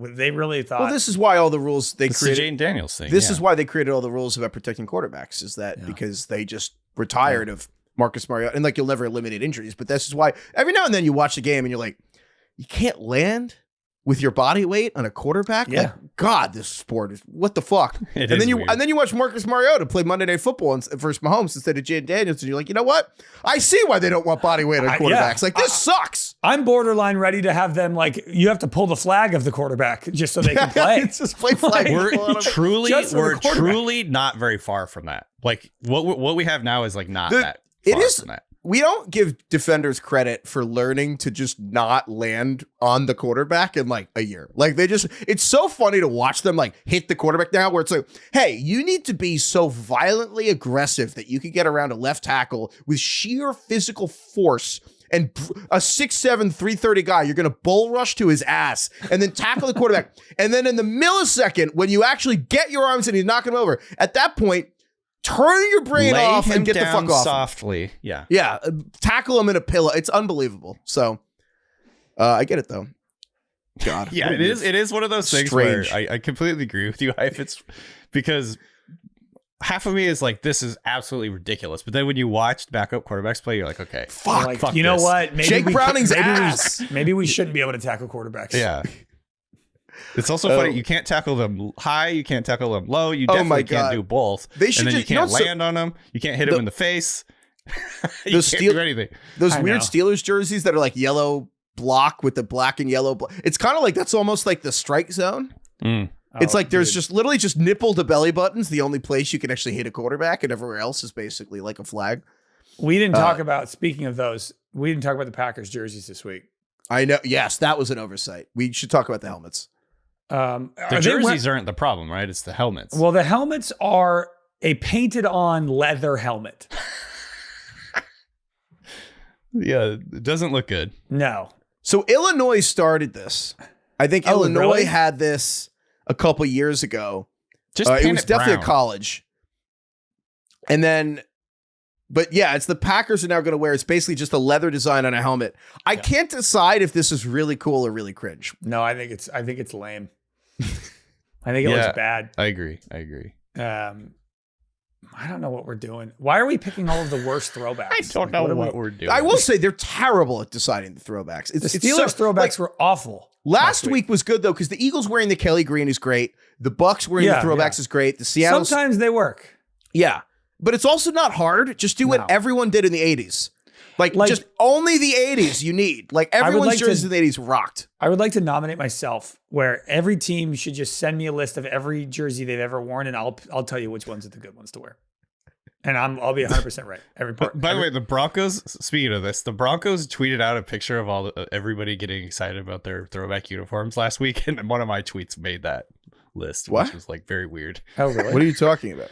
The Broncos tweeted out something like, everyone loves the uniforms or something. And there was like tweets from like 5 or 6 different people. The Orange Crush uniforms? Yeah. I like those. Those are cool. Those are and sick. You were one of them?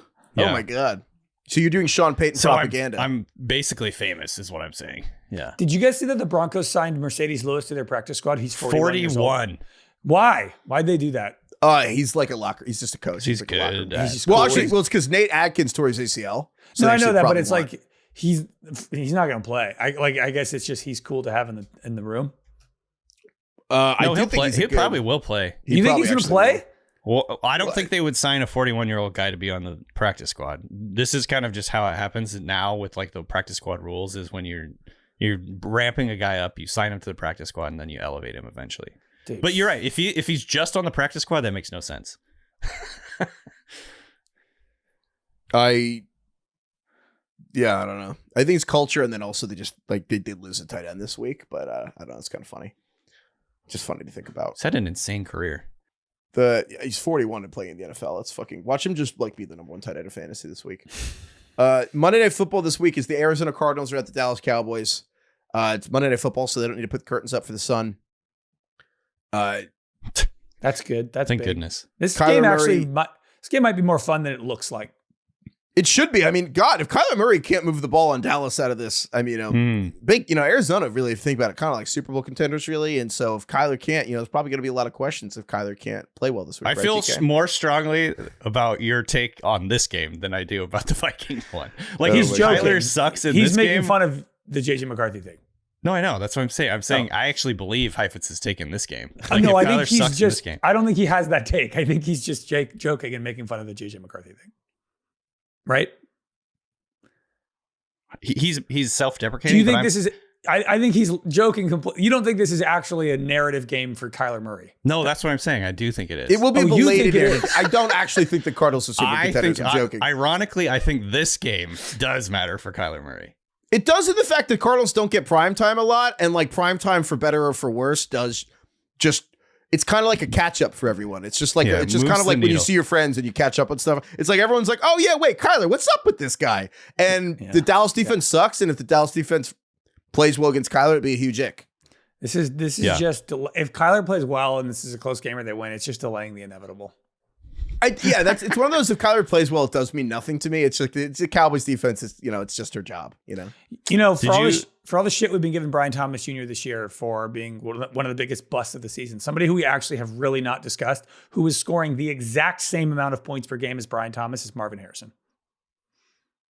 Brian Thomas got more shit because Marvin went like 2 rounds later, but Marvin Harrison just has not even remotely lived up to being the top receiver taken in a class that's going to be one of the best receiver classes like ever. 9 points a game in fantasy. He's the wide receiver 41.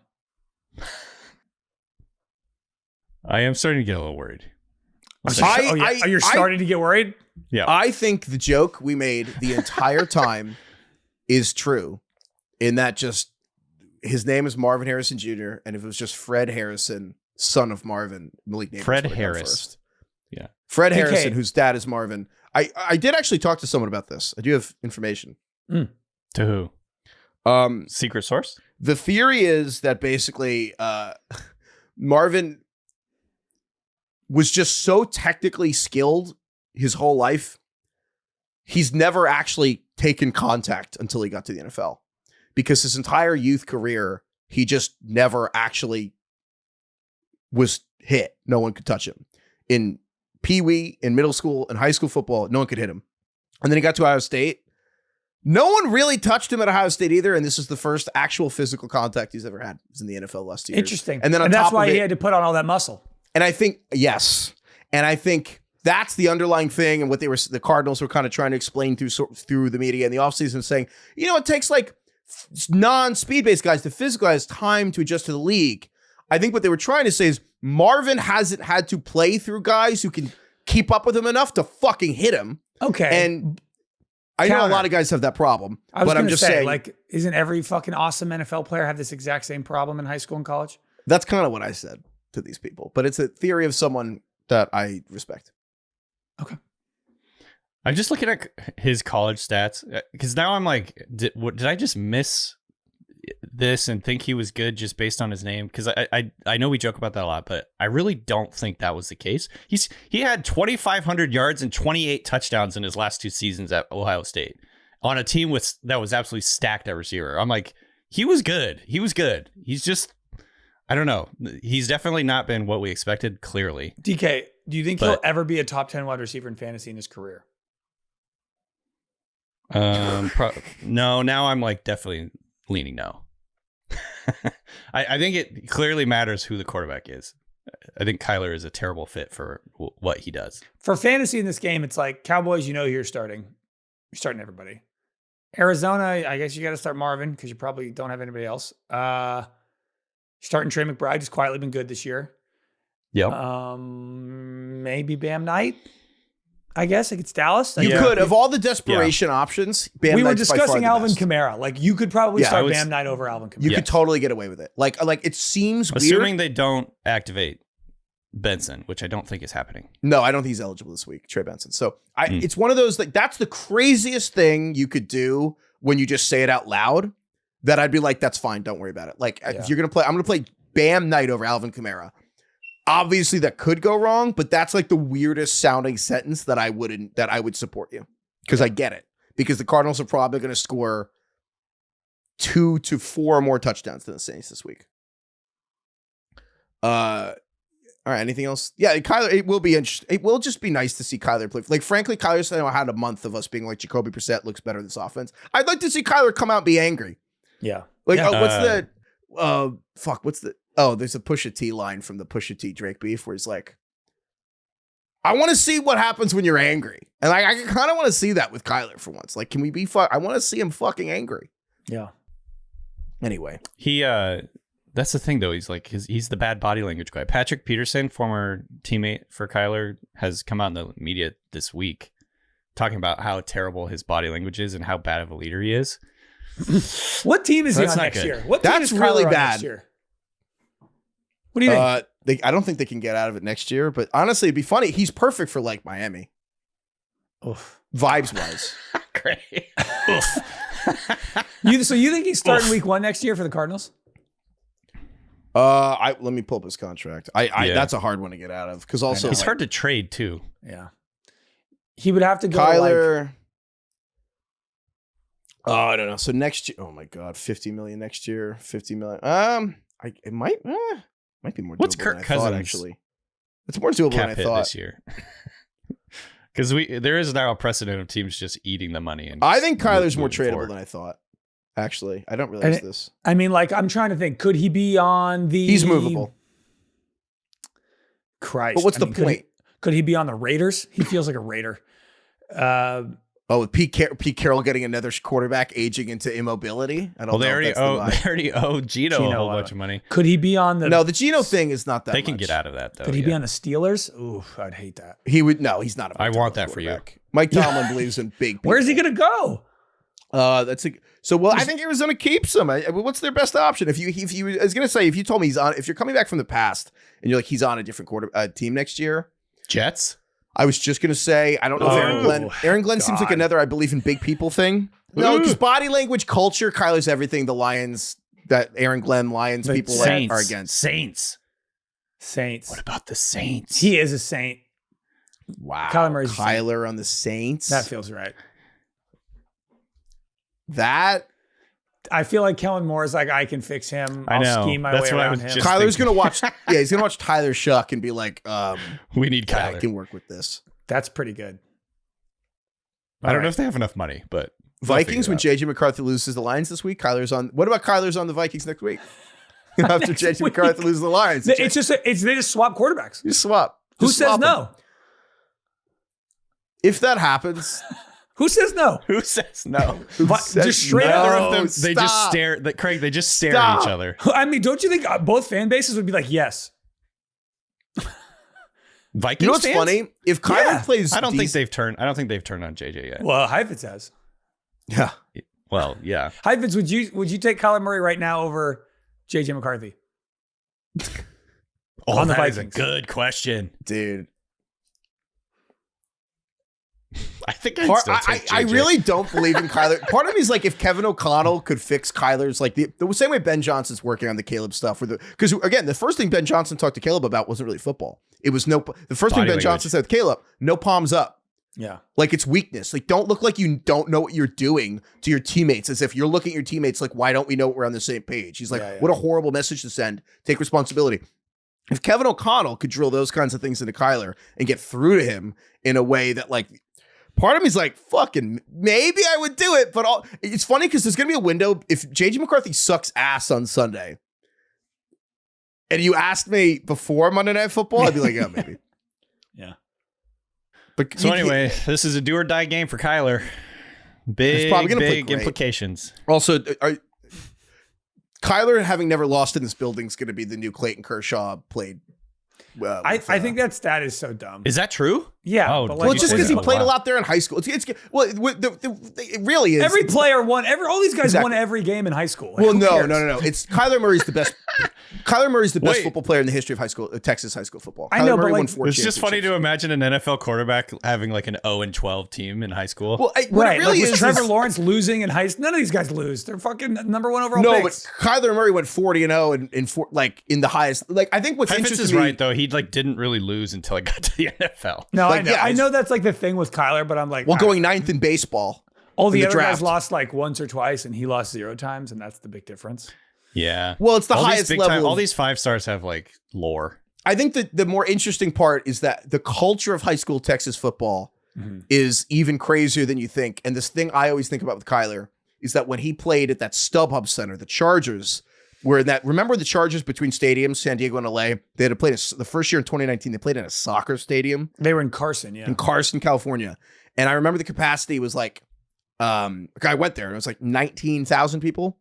And Kyler Murray's high school at Allen, Texas Kyler had played multiple high school games in front of larger crowds than when the Arizona Cardinals played against the Chargers.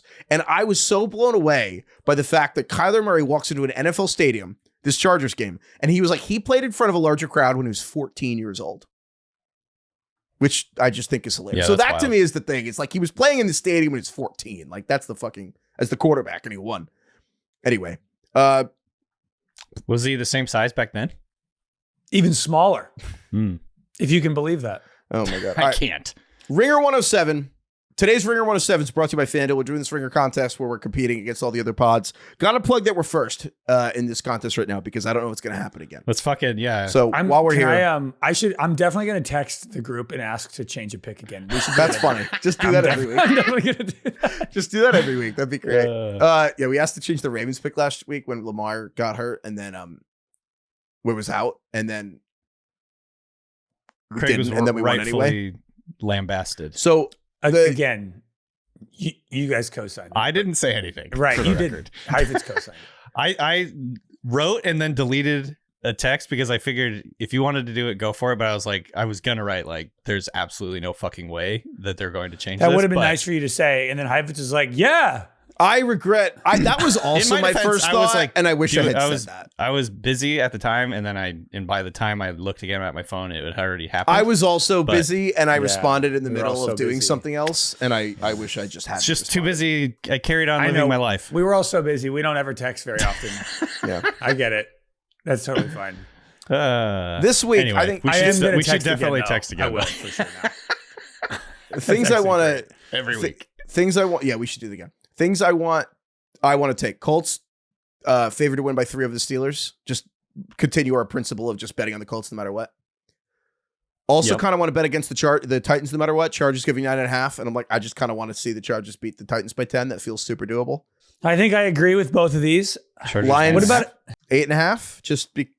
Yes. Since we also agree J.J. McCarthy sucks, obviously. I kind of agree with that. This is terrifying. These are huge favorites. But I agree. I think New England. Pats? Yeah. New England? Yeah, I want to do that too. New England. Yeah, New England. New England is -5.5 against the Falcons. DK, how many passing touchdowns do you think the Falcons have this year? Ooh, 4? They have 5. 5. The Falcons, we're headed into week 9. The Falcons, Damn. Michael Penix and Drake London, and they have 5 passing touchdowns, which is dead last in the league, tied with the Titans. There's also great brutal. I know I should say his name all the time, but Rich Rebar has amazing previews of these really games. does. Highly recommend his work. And another one that just blew my mind was that in situations of 3rd and 5 or more, which is the quick and dirty way to tell you everything you need to know about a quarterback. Michael Penix is the lowest completion percentage in the NFL. It's under 50%. It's an Anthony Richardson-esque completion percentage on 3rd and 5 or longer. And he's hurt against the Mike Vrabel defense. That I just, let's bet against that.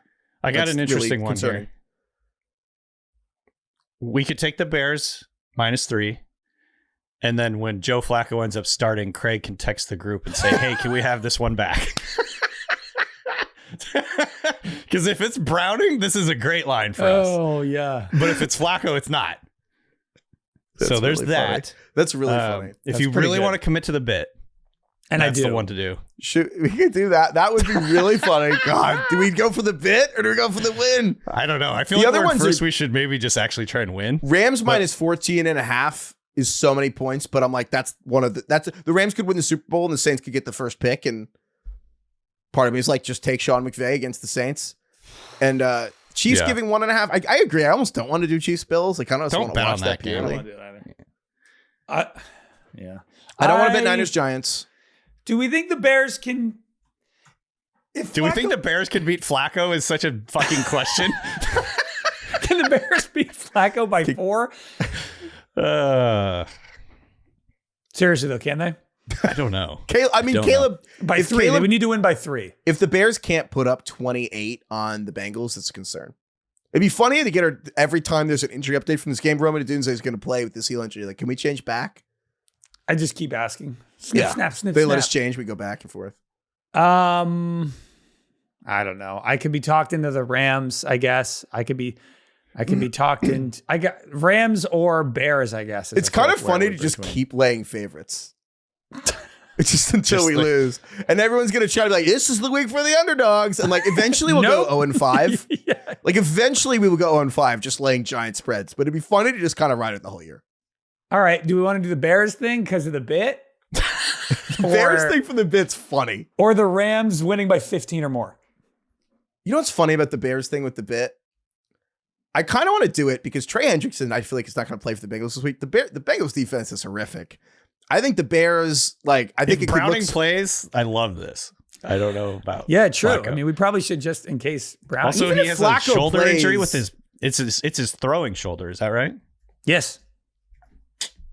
If All right. if the legend of Flacco continues, where he has a throwing shoulder injury and still racks up wins, If you lose to Flacco, then you just have to be like, you know what? Respect. I accept it. We lost to the GOAT. Yeah.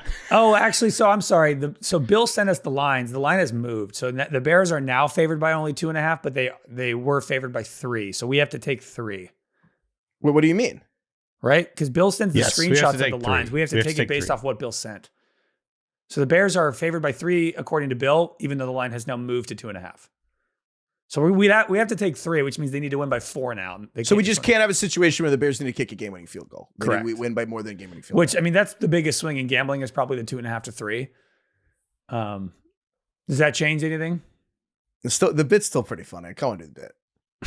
Okay, sure. I basically just want Craig to do that text. Yeah, me too. It's so funny. Fuck it. I'm going to do it every week, I think. Do it. Okay.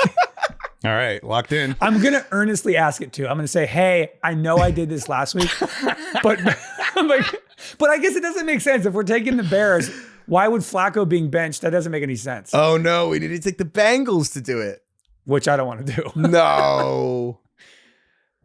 I can Shit. just still find something to send. No, Who you can cares? say you basically can say we liked the Bears when the Bengals were starting Browning. Now that Flacco is starting, we don't like them as much. Oh, you believe I in guess we Flacco. could do that. If Flacco is named the starter, I could do that. Yes, that's what I'm saying. Okay. That's pretty funny. Oh, fuck it. Let's just do it. All right. Pats, Lions, Colts, Chargers, Bears. All favorites. It's incredible. Great. What could go wrong? All right. Last thing I want to say in this episode before we get out of here, an email. But first, I'm sorry. Today's Ringer 107 was brought to you by FanDuel. Odds subject to change. And we're going, Pats, Lions, Colts, Chargers, As we Bears. saw, the odds changed. The odds changed. That's There we why go. we wrote it. So I just needed to talk to you guys about, we have had a lot of fun this year with workplace platforms. 2 workplace Yeah. platforms and a lie. Oh Champ. shit! Joe Jamf. Flacco was at practice today. Oh, shit. Yeah, he's going to play. Damn it! Well, let's not lock Too it. Let's late. just change it then. We can. Oh, we can still change it. Do we? Okay. Sorry, I didn't mean to ruin the flow there. But So how afraid are we of? He was What are seen we actually- participating. When we're watching these games, aren't we going to be like, I wish we had just laid Sean McVay to do better than 2 touchdowns against Tyler fucking Shuck? Probably. Let's just fucking do it. Stafford threw 5 goddamn touchdowns last week, 2 weeks ago. Without Puka. Puka's back. Just take the fucking Rams. Take the money. Wow. Jesus. If this goes, I know that the way I just yelled that all confidently is definitely how we're gonna the Saints are gonna beat the Rams or whatever. But I kind of just think the Rams are gonna kick the fucking shit out of the Saints. Wow. Okay. Let's do it. Sure. Who cares? Tyler Shuck beat me. All right, screw it. But yeah, so Jamf, Jamf was I think probably the best. Oh no, that's not platform. a person. Okay, probably our Jamf. Jamf of the workplace platforms. And so shout out to Mike who emailed us or posted this. M-Bone. He sent us a story from Reuters that sources, Francisco Partners is in talks to acquire Jamf, which provides remote device management tools, taking it private. Jamf has a market cap of $1.5 billion. Yeah, I was going to say, are they just like billionaires now? Good God. Yes. I can't believe that.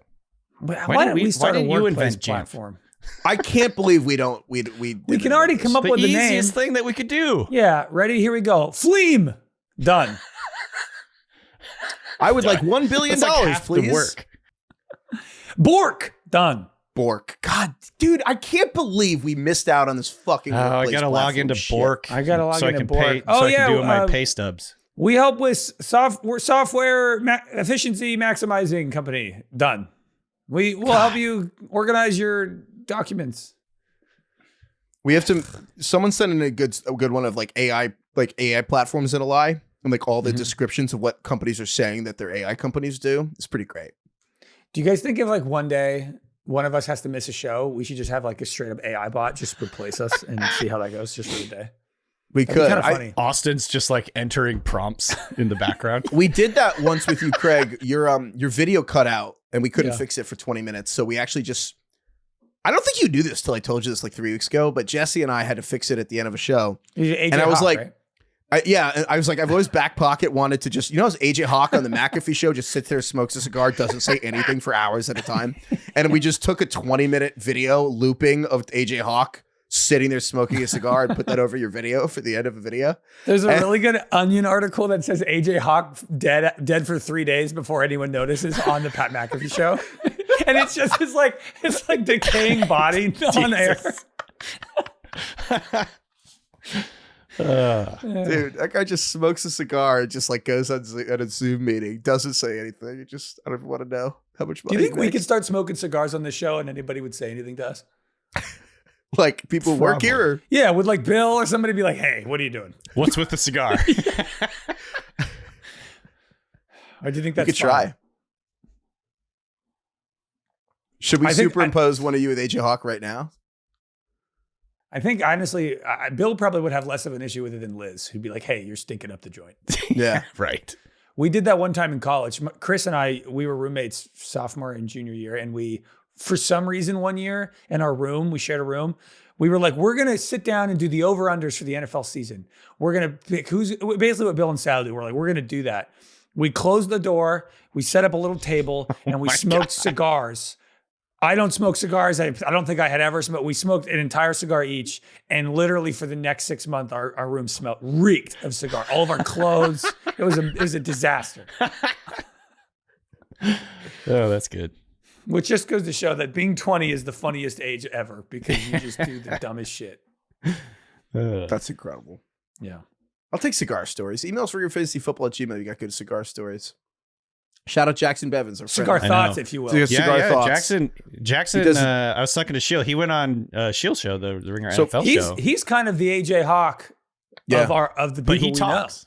Yeah, but he talks. He does speak. I went on his show and I did a show called Cigar Thoughts to talk about the Giants. And I didn't have any cigars, so I just like lit up a cigarette and I just smoked a cigarette. He's like, "You want to know about the fucking Giants?" So shout out Jackson. One of my favorite. I have it saved on my desktop. Oh, we have a picture of you. We got to throw that. Can we throw that picture on the Instagram, DK? We had an incredible photo of you with an earring. Speaking of the age of 20 being the funniest age. We might have to throw that picture up. DK told us that he had an earring in his early 20s, and he dug up a photo and sent it to us.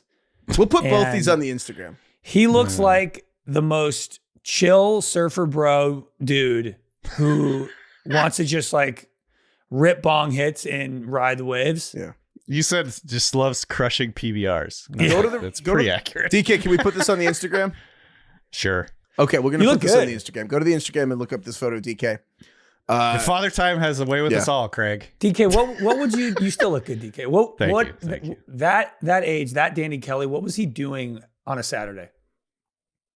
Wakeboarding, Yeah.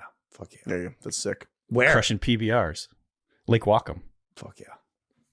That's awesome. The Gorge in St. George, Washington. at the Gorge. Thank you, DK. Thank you, Craig. Not Thank St. you, Ron. George. I know, just I got it wrong. George. Thank you, Ron. Thank you, Carlos. Thank you, Kai. Thank you, Austin. Thank you, everyone, for listening. St. George is DK's dog. Yeah, that's a good point. Thank you, Lord. Lord. Oh God. Thank you, I love when he's not prepped. Lord. Ooh. We've I feel done like that we've before. done that a lot. Lord is on tour. My friend just saw her in San Francisco. Said she was awesome. Nice. Brought the house Did down. you guys? This is a hard change. Do you want to know the results for the poll on the Craig and Heifetz battle? Oh yeah. How'd that Sure, do? I got to say, one of the most confusing polls we've ever put up. This was the poll. It said unnecessary or unhinged ? And then you just had to vote Craig or It Heifetz. was this unnecessary or unhinged? Vote for Craig or Heifetz. But, like, what does that ultimately, mean? I think people. Well, we'll see. The poll ended up right now there's almost 1,900 responses, which is a good Wow, number. that's pretty good. Craig is in the lead, 60 to 40. 40% of people are in Heifetz, which I think is shocking. I'm happy I won. I wasn't surprised, but I do think that without context, you lean. I can see why Heifetz got 40% of the vote. If you listen to the episode, it might be different. We don't need to start this conversation not again. ready I to just relitigate. wanted to give you the results Yeah. and then let it lie. I was confident I was going to get the dub. I'll just say that. Perfectly. If you feel like 60-40 is definitive, I'm perfectly happy. with This that. was like we have 150 What are you comments talking on this post. I got 60-40. That's a fucking win. all right. Heifetz doesn't want to let this lie. No. He just I'm not the one who look at brought him. it up. Look at him. He's I didn't bring it up itching either. to say something. I brought it up. The people wanted to know. Yeah, look, I felt good about going in. Got the win. All right. Anyway, that's all. That's all I had to say about that. I like being impartial third observer. I know DK's happy when he's not in the. It's the best. Middle of Oh the my God, I scrum. want to live this life forever. I don't ever want to get in an argument with Heifetz again. I know it sucks. It's why I loved being the 1 second song challenge Yes, host dude. because you guys got in an argument about the idea of even doing it together. And I was like, so this is great. Like being the host sounds beautiful. If you watch the video, Craig is just having the time of his I'm just life. rolling around in the mud. I'm having a Yeah. blast. Heifetz hasn't said anything for 90 seconds. Well, I'm getting a little nervous. But we can keep doing the 1 second song challenge. That was really fun. Heifetz and I actually didn't get in a huge fight, which was nice. I think it's probably because you won big. Well, correct. Well, you could argue I didn't win big, but I Yeah, won. he did come back. Kind of a 60-40 win, which I guess is not a win. Heifetz still hasn't said anything. I do have one thing to say. Oh, Oh, God. God. What? Goodbye, everyone.